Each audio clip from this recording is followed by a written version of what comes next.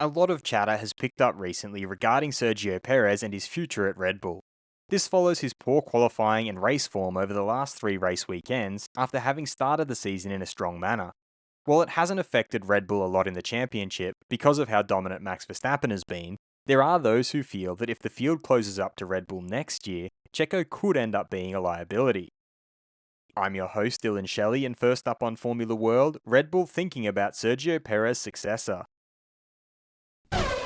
Current reserve driver Daniel Ricciardo is scheduled to take part in a tyre test for Pirelli at Silverstone.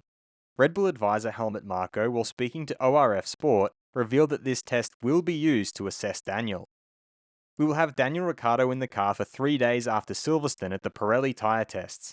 There, we will assess his level and where he is really at. Some feel that this is an indication that Red Bull are at least thinking about Daniel as a possible alternative to Checo. Marko then turned his attention to Sergio Perez and his future. His initial goal was to stay for 2 or 3 years.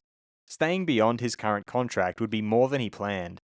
So, we just have to keep the options open to decide who will be his successor.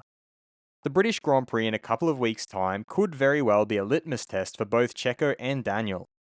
Checo's case isn't exactly being helped by Max's domination. Additionally, Max Verstappen made a few interesting observations in Canada after Checo had failed to get into Q3 again. Well, if I hadn't been there, it would have looked very different for Red Bull.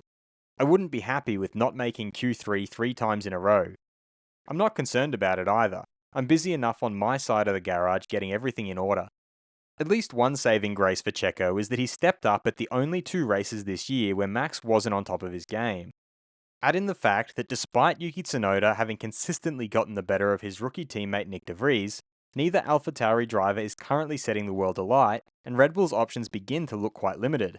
If Daniel fails to impress during the tyre tests, Red Bull seemingly will be left with just a couple of options. The first is to continue with Checo.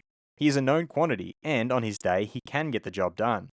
He also has an amicable relationship with Max Verstappen, and Red Bull would be wary to upset the team harmony. The second option would be to poach someone from another team.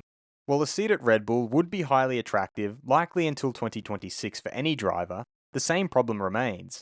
Would Red Bull really want to bring in someone who could rock the boat with Max? If Daniel is quick, then that presents Red Bull with a problem of plenty.